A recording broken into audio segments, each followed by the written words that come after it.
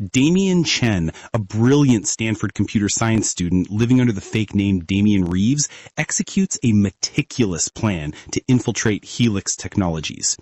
Driven by the corporate murder of his parents, he seeks to destroy CEO Jonathan Mercer and the company that stole his father's quantum encryption. This fast-paced cyber thriller explores themes of justice, revenge, and the moral cost of hacking, culminating in the downfall of a tech titan and Damien's search for redemption. The Algorithm of Vengeance. Part 1. The Mask. The lecture hall smelled of old wood and new money. Damien Reeves sat in the third row of Stanford's advanced computer science class, his MacBook reflecting the blue glow of Professor Chen's presentation on neural network architecture. To anyone observing, he was just another brilliant student in a sea of them, attentive, engaged, unremarkable in his ordinariness. No one knew that 3 hours earlier he'd been 17 floors beneath San Francisco in an abandoned server room, uploading malware into the peripheral systems of Helix Technologies. "Mr. Reeves?" Professor Chen's voice cut through his thoughts. "Your thoughts on adversarial machine learning?" Damien looked up, his expression carefully neutral.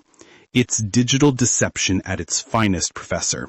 You teach an AI to recognize patterns, then exploit those very patterns to make it see what isn't there, or to not see what is." "Eloquent," Chen smiled. "Perhaps you'd like to present your thesis proposal next week?" "I'd be honored." The irony wasn't lost on him. His thesis was on cybersecurity ethics. His nights were spent obliterating every ethical boundary in the book. After class, Damien walked across the manicured quad, past students lounging on grass that cost more to maintain than his mother's annual salary had been. Past tense. Everything about his life before was past tense now. His phone buzzed. A text from Marcus. "Party at the house tonight." "You comin'?" Marcus Chen, yes, the professor's nephew, lived in one of the prestigious co-ops on campus, the kind where future senators and CEOs forged alliances over imported beer and inherited connections. Damien had cultivated Marcus's friendship carefully over 18 months, the way a botanist tends a poisonous plant. "Wouldn't miss it," he typed back. He wouldn't, because Marcus's roommate was Devin Mercer, whose mother sat on the board of Helix Technologies, and Devin, fond of cocaine and loose lips, had proven invaluable.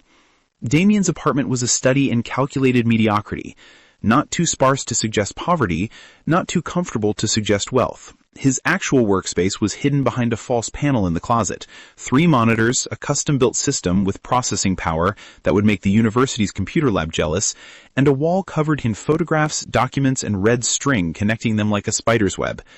At the center of it all, a photograph of Jonathan Mercer, CEO of Helix Technologies, the man who had killed his family. The memory came unbidden, as it always did. Damien was 17 when it happened. His father, Dr. Robert Reeves, had been Helix's head of R&D, a brilliant engineer who'd helped build the company from a garage startup to a tech empire worth $40 billion. His mother, Sarah, had been a patent attorney who'd handled Helix's intellectual property. They'd been celebrating. His father had just developed something revolutionary, a quantum encryption algorithm that would make Helix's products unhackable, worth potentially hundreds of billions of dollars. Damien remembered the champagne, his father's rare smile, his mother's laughter. He remembered the phone call 2 days later, his father's voice, strained and desperate. "Damien, I need you to listen carefully. If anything happens to us, remember—" The line went dead. 6 hours later, his parents' car went off the cliff on Highway 1. Brake failure, the investigation concluded. Tragic accident. Case closed. Except Damien's father had just had the car serviced. Except the encryption algorithm was suddenly Helix property, attributed to Jonathan Mercer himself. Except his parents' lawyer called him frantically the night before the accident, saying they'd found something problematic in the company's financials, something worth going to the SEC about. The lawyer died of a heart attack 3 weeks later. He was 34. Damien spent his inheritance, carefully placed in a trust his parents had set up, burying himself in forensics, both digital and legal. What he found was a pattern, a dozen engineers, accountants, and attorneys who'd gotten too close to Helix secrets over the past decade. 7 dead, 3 disappeared, 2 paid off into silence with NDAs and enough money to ensure their cooperation. His parents had been loose ends in a conspiracy that went straight to the top. The police wouldn't listen to a grief-stricken teenager with circumstantial evidence. The FBI was uninterested. The lawyers he consulted said he'd need millions for a case that would probably go nowhere. So, Damien made a decision. He would get his own justice. He would destroy Helix Technologies and everyone who'd profited from his parents' murder. And he'd do it from the inside. Part 2. The Infiltration. The party was already in full swing when Damien arrived. The house, a sprawling Victorian that housed 8 students, all from families whose names appeared on buildings, pulsed with electronic music. Damien grabbed a beer he wouldn't drink and navigated through clusters of future power brokers. "Damien!" Marcus appeared, already drunk, throwing an arm around his shoulders. "My man! Tell everyone about your thesis! It's insane!" "It's not that interesting," Damien demurred, playing the modest genius. "Bullshit! He's basically proving that every major tech company has security vulnerabilities that could bring down the entire internet, right?" Simplified, but essentially yes. "See?" Marcus gestured broadly. "Genius! Hey, Devin wants to talk to you about an internship. His mom's company is hiring." Damien's pulse quickened, though his expression remained pleasantly neutral. "Helix?" "Yeah, man. Devin's been talking you up. 6-figure summer internship. Could turn into a job after graduation." This was it. 8 months of friendship, of calculated conversations, of being helpful with homework and loyal in confidence, all building to this moment. "I'd be very interested," Damien said. He found Devin on the back patio, red-eyed and expansive. "Marcus says you're interested in Helix." "Who wouldn't be? You're doing revolutionary work in AI and quantum computing." Devin snorted. "That's the PR line. You know what we're really doing?" He leaned in conspiratorially, whiskey breath hot on Damien's face. "Surveillance. Government contracts. We're basically building Big Brother, but calling it predictive analytics and threat assessment. Making a fortune." "Sounds lucrative," Damien said carefully. "Ludicrously. And my mom's always looking for smart people who understand the moral flexibility required." He studied him. "You strike me as someone who understands that the rules are different for people like us." "People like us?" "People who see the world for what it is. A game where the winners make the rules." Damien thought of his mother's funeral, the closed casket because the crash had been too severe. His father's research, stolen and attributed to Jonathan Mercer in a keynote speech Damien had watched from his freshman dorm, tears of rage streaming down his face. "I understand completely," Damien said. "Good. I'll set up an interview. But here's the thing. My mom's paranoid about corporate espionage. You'll go through extensive background checks, psych evaluations, the works." "Helix doesn't fuck around." "I have nothing to hide," Damien lied. That night, back in his apartment, he stood before his conspiracy wall and added a new element. A timeline for infiltration. The background check would be thorough. Fortunately, he'd spent 3 years preparing for this. Damien Reeves, as far as any database was concerned, was exactly who he appeared to be. An orphan, true enough, whose parents had died in a tragic accident in Nevada, false, but documented across multiple state databases he'd carefully hacked. He'd attended public school in Reno, verified by forged records. His grades, his recommendations, his entire history had been meticulously constructed. The only person who knew his real identity was his aunt, his mother's sister, who'd helped him disappear into this new identity after the funeral. She'd understood his need for justice, even if she hadn't approved of his methods. "Be careful," she'd warned him on his first day at Stanford. "Revenge has a price." "So does doing nothing," he'd replied. Now, standing in his apartment, Damien pulled up the files he'd compiled on Helix. 3 years of infiltration, of social engineering, of patient hacking. He'd mapped their security systems, identified their key personnel, documented their illegal activities. He knew their government contracts, their black budget projects, their systematic theft of intellectual property. He knew everything except the one thing he needed: proof that Jonathan Mercer had ordered his parents' deaths. That proof was somewhere in Helix's servers, and Damien intended to find it, even if he had to walk into the belly of the beast to do it. Part 3. The Interview. 3 weeks later, Damien sat in a conference room on the 45th floor of Helix Tower, downtown San Francisco's newest architectural monument to corporate power. Floor-to-ceiling windows offered a view of the bay, where container ships moved like toys on the glittering water. Across from him sat 3 people: Janet Mercer, Devon's mother and board member; Richard Torres, head of security; and a woman who'd introduced herself only as Dr. Simmons, psychological consultant. "Your academic record is impressive," Janet began. She was in her 50s, steel gray hair and sharper eyes. "Stanford doesn't accept mediocrity." "Thank you." "Your thesis is on cybersecurity ethics." "Interesting choice, given our industry's complicated relationship with that concept." "That's precisely why I chose it. Ethics in a vacuum are meaningless. I'm interested in how they function in real-world applications where profit and principle intersect." "And where do you land on that intersection?" Dr. Simmons asked. She'd been watching him with an intensity that made Damien's skin crawl.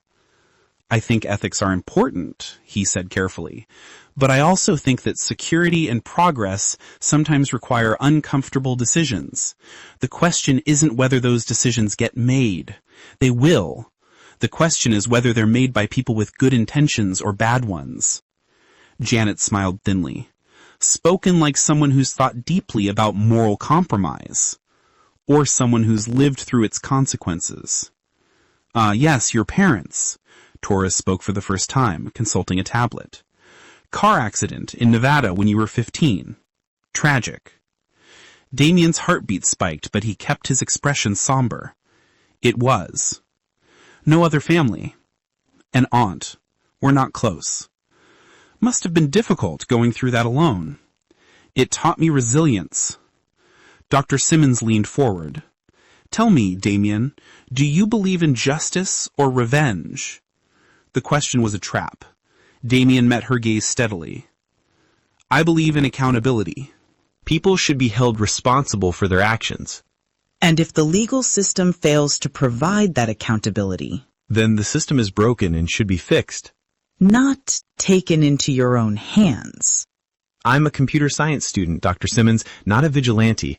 I believe in working within systems to change them." Another lie, as smooth as the others. The interview continued for 2 hours, probing his technical knowledge, his ethics, his psychology. They showed him hypothetical scenarios about data privacy, corporate espionage, government surveillance. Each time, Damien calibrated his answers to reflect exactly what they wanted: brilliance tempered with pliability, principle balanced with pragmatism. Finally, Janet stood. "We'll be in touch within the week. The internship starts in June, but we'd like you to begin part-time work immediately. There's a project in development that could use your expertise." "I'd be honored." As he rode the elevator down, Damien caught his reflection in the polished steel doors. He looked calm, professional, eager. Inside, his mind was racing. He was in.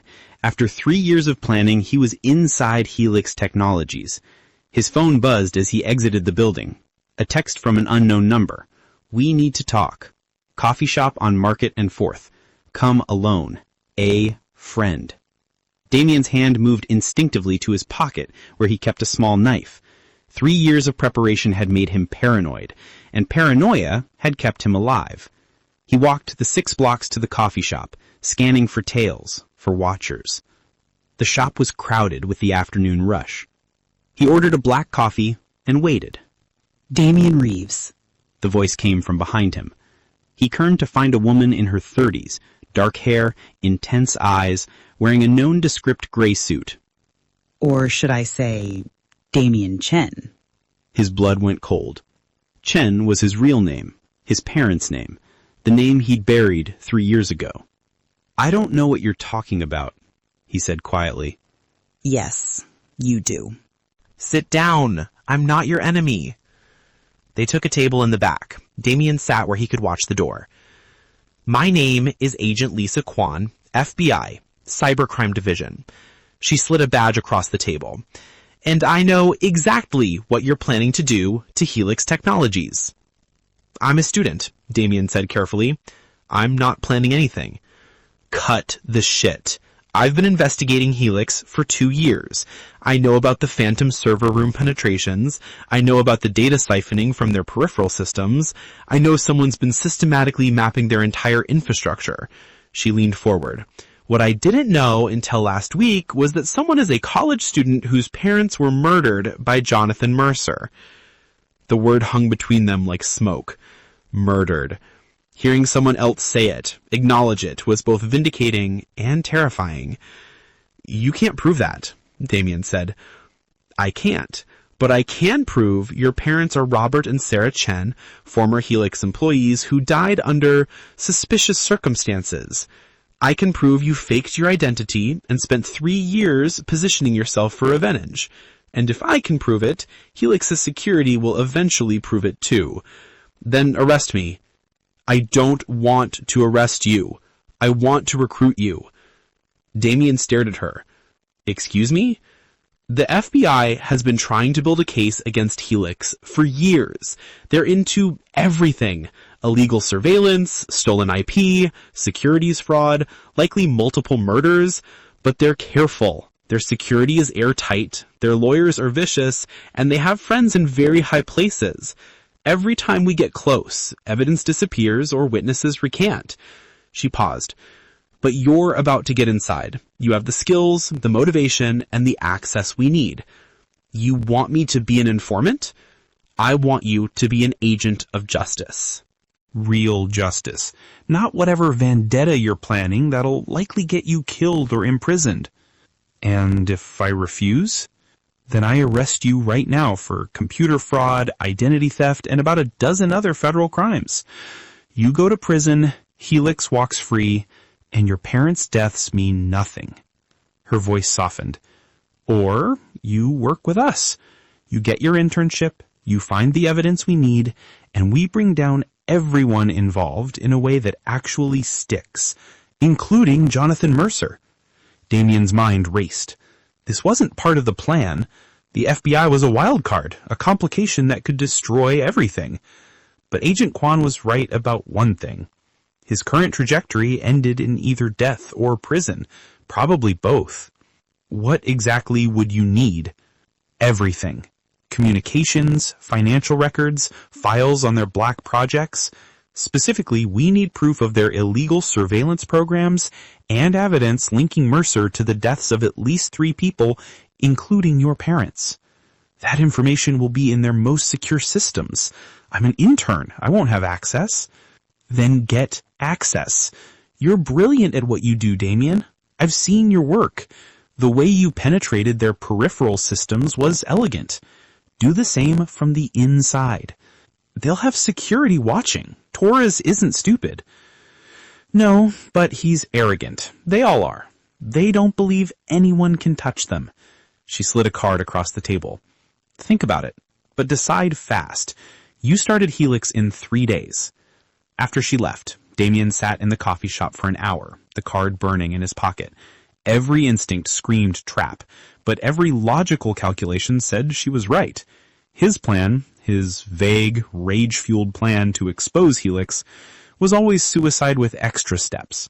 The FBI could provide protection, legitimacy, actual legal consequences for Mercer, if they could be trusted. That night, he did what he did best.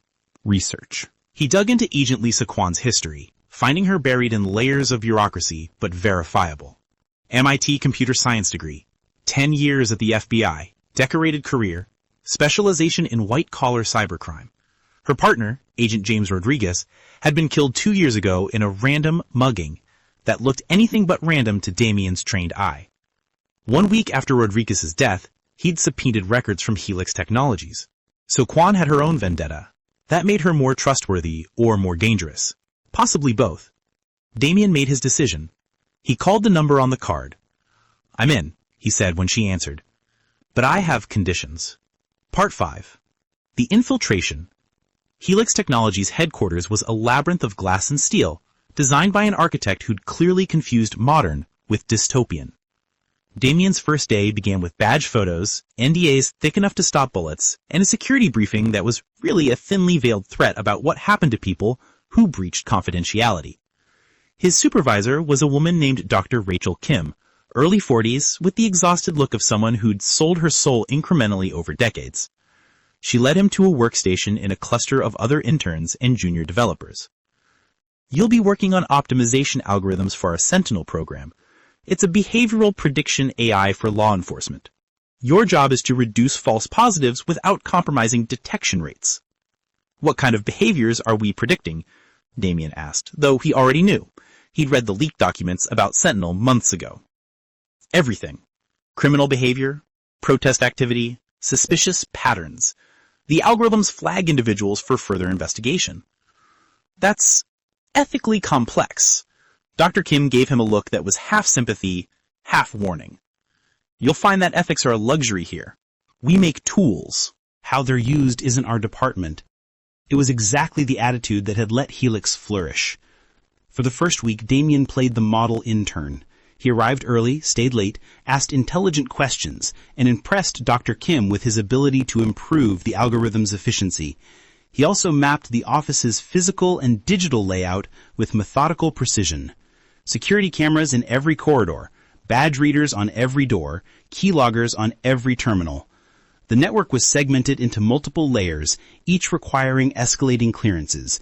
The truly sensitive data, the files Damien needed, resided in the red zone, a server cluster accessible only from specific terminals in the executive wing. He'd need to get himself assigned to a project that required red zone access, or find another way in. The answer came from an unexpected source. Devin. "Dude, you're crushing it," Devin said one afternoon, appearing at Damien's workstation with the easy confidence of someone who'd never had to earn anything. "My mom's impressed. She wants you on the Chimera project." Damien's pulse quickened. Chimera was Helix's most classified program, rumored to be a quantum computing initiative that would render all existing encryption obsolete. Access to Chimera meant red zone clearance. "I'm just an intern," he said modestly. "Not for long. They're fast-tracking you. Frankly, I think it's because they remind you of—" Devin trailed off, looking uncomfortable. "Of who?" "Some guy who used to work here. Before my time. My mom mentioned him once. Said you had similar approaches to problem-solving. Don't know what happened to him." Damien knew. Dr. Robert Chen had been brilliant at optimization algorithms before Helix killed him and stole his work. "I'm honored by the comparison," he said, meaning it in ways Devin couldn't understand. That evening, Damien met Agent Quan in a parking garage in Oakland, far from Helix's surveillance reach. "Chimera project," he reported. "I'll have red zone access within 2 weeks. That's faster than expected. Be careful. The closer you get, the more dangerous this becomes. I can handle it. Your father probably thought the same thing." She held up a hand before he could retort. "I'm not trying to provoke you. I'm trying to keep you alive. Helix has killed at least 7 people we know of, maybe more. They're not going to hesitate if they suspect you. I'll be careful. There's something else." She pulled out a tablet showing him surveillance footage. "Recognize this man?" The figure was tall, lean, always seen from behind or in shadow, but something about his movement pattern made Damien's skin crawl. "No. He's been following you for 3 days. Professional-grade counter-surveillance. He's good enough that we almost missed him. We think Helix Security is running parallel background checks on all Chimera candidates. Then my cover's solid. I made sure of it.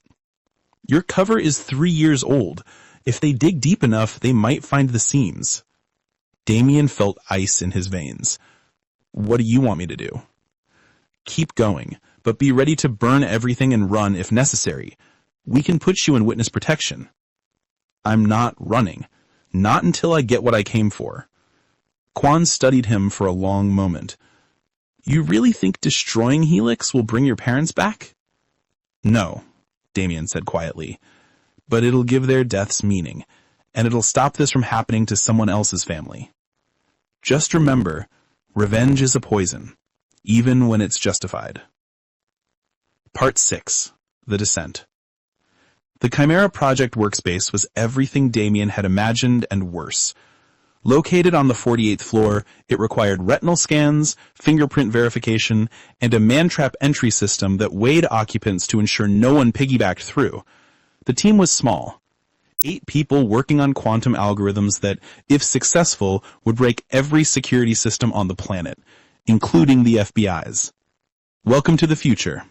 Kim said on his first day in the Red Zone, "What we're building here will change everything. Banking, military, government, all of it will run on Helix infrastructure." "Seems like a lot of power for one company," Damien observed. "It is, but who better to wield it?" The arrogance was breathtaking. Damien spent his days coding quantum optimization routines and his nights carefully, methodically compromising Helix's internal security. He couldn't directly access the files he needed. The security was too tight, too monitored, but he could build a back door, a subtle one, that would give him access when the time was right. The work was painstaking.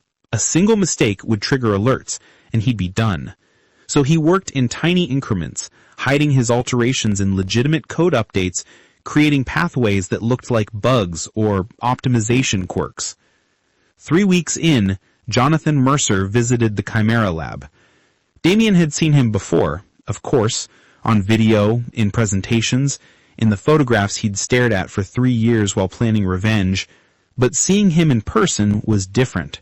Mercer was 60, fit, with silver hair, and the kind of charisma that explained how he'd built an empire. He moved through the lab like a king, surveying his domain, asking intelligent questions, remembering names. When he got to Damien, he paused. "You're the new recruit, Reeves, correct?" "Yes, sir." "Rachel tells me you're exceptional, that you think like someone I used to work with." Damien's heart hammered, but his face remained neutral. "I'm flattered by the comparison." Mercer's eyes, sharp, calculating, studied him with an intensity that made him feel transparent. "You remind me of him, actually. Same intensity, same brilliance." He paused. "He was one of the best people I ever worked with. Losing him was tragic." "What happened to him?" Damien asked, though he knew. "Exactly." "Car accident. He and his wife. Terrible thing."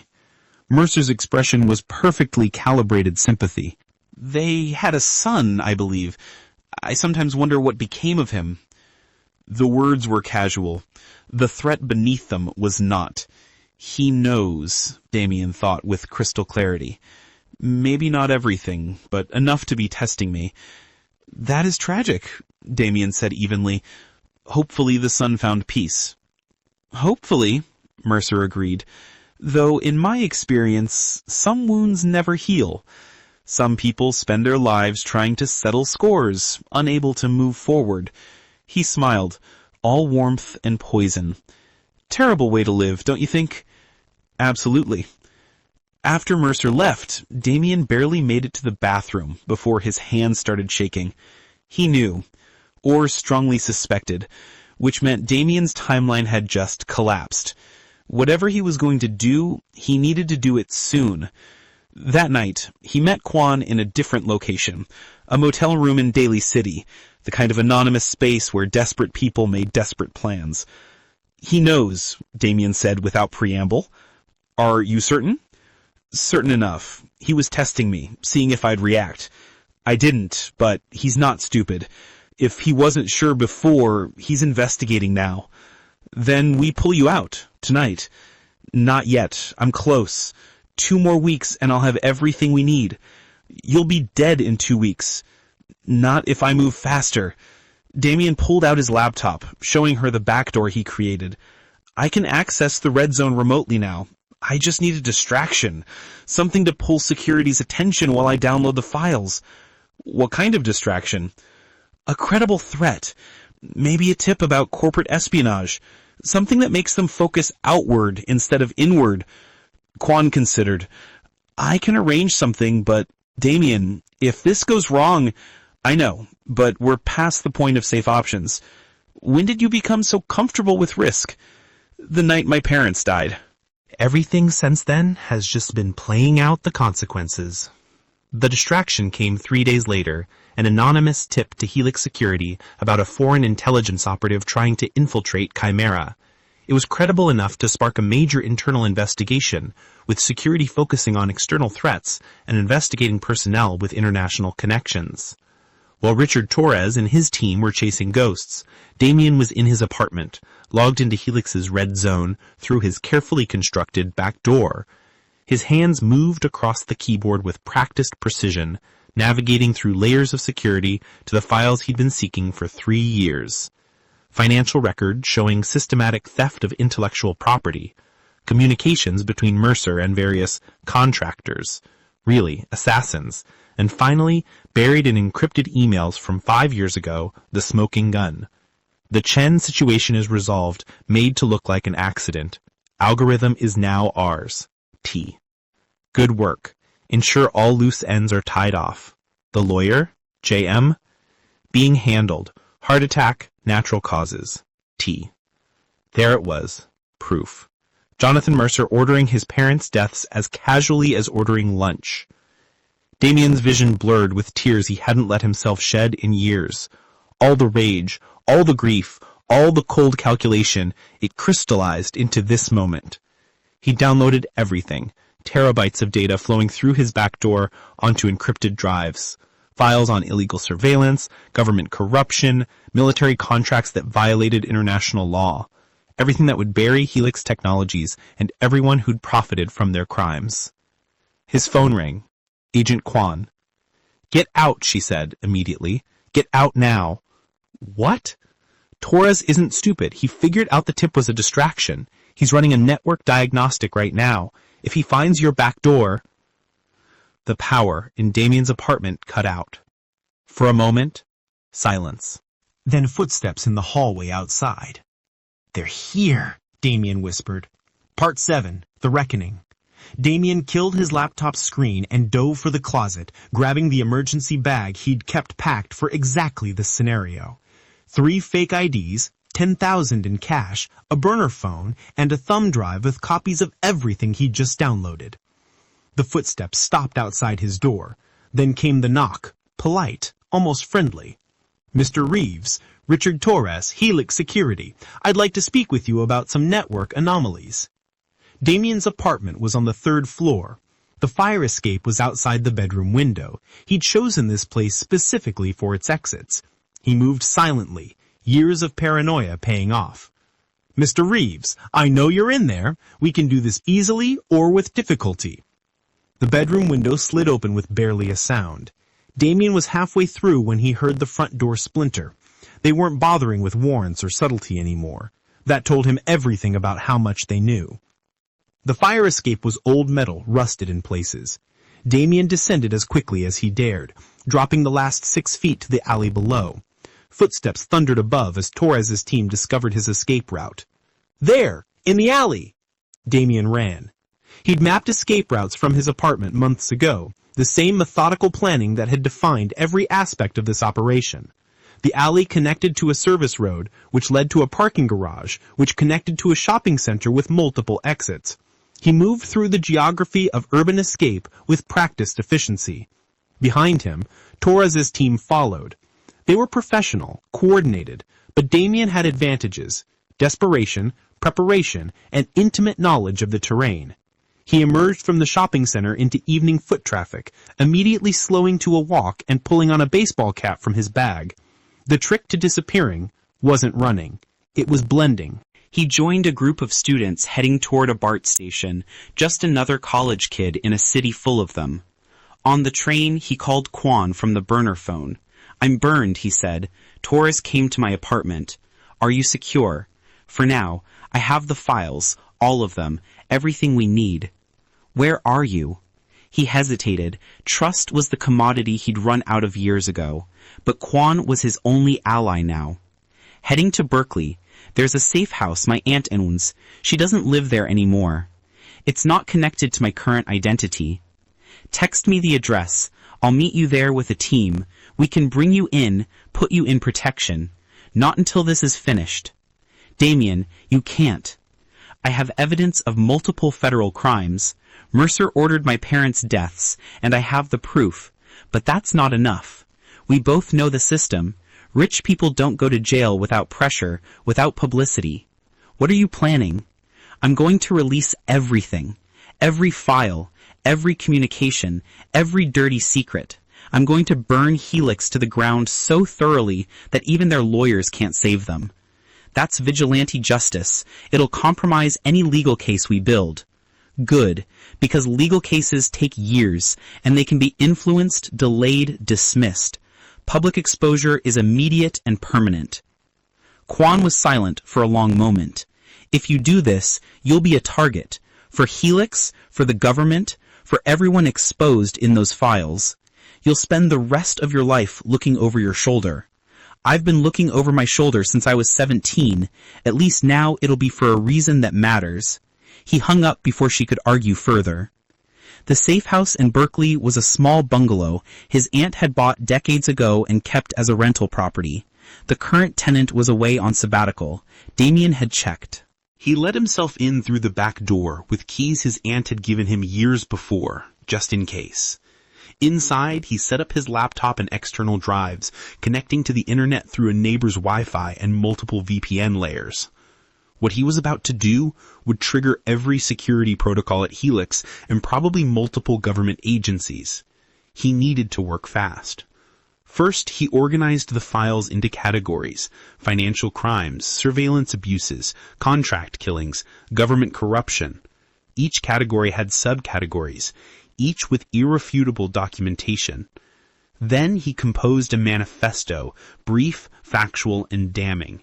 He explained who he was, what had happened to his parents, and why he was releasing these files. He named names: Jonathan Mercer, Richard Torres, board members, government officials who'd accepted bribes, journalists who'd killed stories. Finally, he uploaded everything to multiple platforms simultaneously: WikiLeaks, the New York Times, the Washington Post, the Guardian, tech blogs, and social media. He used automated scripts to ensure the release couldn't be stopped once initiated. His finger hovered over the enter key. This was it, the moment 3 years of planning, of sacrifice, of becoming someone he wasn't, had built toward. Once he pressed this key, there was no going back. Helix would fall, Mercer would go to prison, but Damien's life as he knew it would be over. He thought of his father, brilliant and kind, teaching him to code on summer evenings. His mother, fierce and protective, always believing he could do anything. They'd wanted him to be better than this, to build rather than destroy. But sometimes destruction was the only path to justice. He pressed enter. The files began propagating across the internet like a virus. Within minutes, alerts would be triggering at Helix. Within an hour, journalists would be reading the documents. By morning, the world would know everything. Damien sat back, exhausted, and waited for the consequences. They came sooner than expected. The first sound was a car engine in the driveway. Then footsteps, multiple sets, coordinated. Damien grabbed his bag and headed for the back door, but stopped when he saw figures in the yard. They'd surrounded the house. The front door opened. Agent Quan entered, followed by 4 FBI agents in tactical gear. "Damien Chen," she said formally, "you're under arrest for computer fraud, unauthorized access to protected systems, and theft of classified information." "You're arresting me? I just handed you everything you need to prosecute Helix." "And you committed multiple federal crimes doing it. That can't go unanswered." Her expression softened slightly. "But I can help with the prosecution. If you cooperate. If you testify, you're looking at maybe 2 years. With your record, probably less." "You said you wanted justice." "I do. But I'm also a federal agent. I can't ignore crimes just because I sympathize with the motivation." Damien laughed bitterly. "Of course, the system protects itself, even when it's trying to do the right thing. The system is all we have. Without it, we're just chaos and revenge. Maybe chaos is better. At least it's honest." "You don't believe that." And she was right. He didn't. Damien let the agents cuff him, let them read his rights, let himself be led to the waiting vehicle. Through the window, he saw neighbors watching, confused and curious. At least the files were out. That was what mattered. Epilogue. The aftermath. 6 months later, Damien sat in a federal courtroom wearing an ill-fitting suit his aunt had bought for the trial. The prosecution had offered him a deal. 18 months in minimum security in exchange for testimony against Helix Technologies. He had accepted.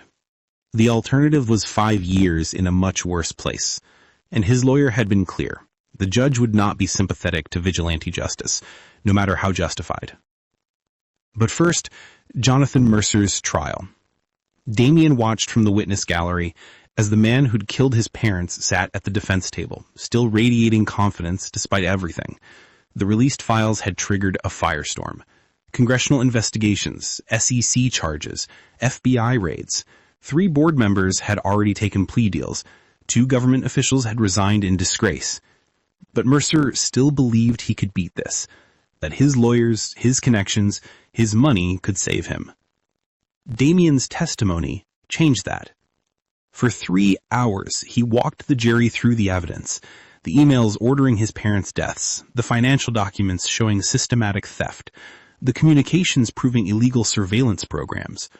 Mercer's lawyer tried to discredit him, painting him as a vengeful son who'd broken laws in pursuit of a personal grigetta. And it was true, but the evidence didn't care about Damien's motivations. The evidence was irrefutable. When he stepped down from the witness stand, Damien caught Mercer's eye. For the first time, he saw fear there. The recognition that this was real, that consequences were coming. It was enough. Damien served 14 months, getting 4 months off for good behavior. Prison wasn't as terrible as he'd feared. Minimum security was more like a monastery than the hellholes on TV. He used the time to earn online certifications, to think, to finally grieve properly for his parents. When he was released, Helix Technologies no longer existed. The company had been carved up in bankruptcy proceedings, its assets sold, its employees scattered. Jonathan Mercer was serving 20 years for conspiracy to commit murder, securities fraud, and about a dozen other charges. Richard Torres was in witness protection, having turned state's evidence to avoid a life sentence. Devin Mercer, surprisingly, had reached out while Damien was in prison. A letter, apologizing for his family's crimes, trying to understand. They'd exchanged a few messages. Damien had decided that Devin, complicit through ignorance but not malice, didn't deserve to carry his father's sins. Forgiveness was easier than he'd expected, and harder. Agent Lisa Kwan met him outside the prison on his release day. "So, what now?" she asked. "I don't know," I admitted. "I have spent the last 5 years of my life focused on revenge. Now that it's done, I don't know who I am." "You're brilliant. You're young. You're free. That's a good starting point." "I have a felony conviction. Not many tech companies will hire me." "I might know one that would. A small cybersecurity firm that specializes in helping companies identify vulnerabilities. They value skills over credentials." She smiled. "They're run by a former FBI agent who appreciates complicated backgrounds." "You're starting a company?" "Already started. I could use someone like you, someone who understands that security isn't just about protecting systems, it's about protecting people from those who abuse power." Damien considered. It wasn't redemption. Maybe nothing could be. But it was purpose, which he'd been lacking for 5 years. "When do I start?" 3 years after that, Damien Chen, using his real name now, the one his parents had given him, stood in a cemetery in Nevada. His parents' graves were simple, dignified, marked with stones he'd commissioned from his first paycheck at Kwan's company. He visited twice a year, on their birthdays. He told them about his life, about the work he was doing, about the people he was helping.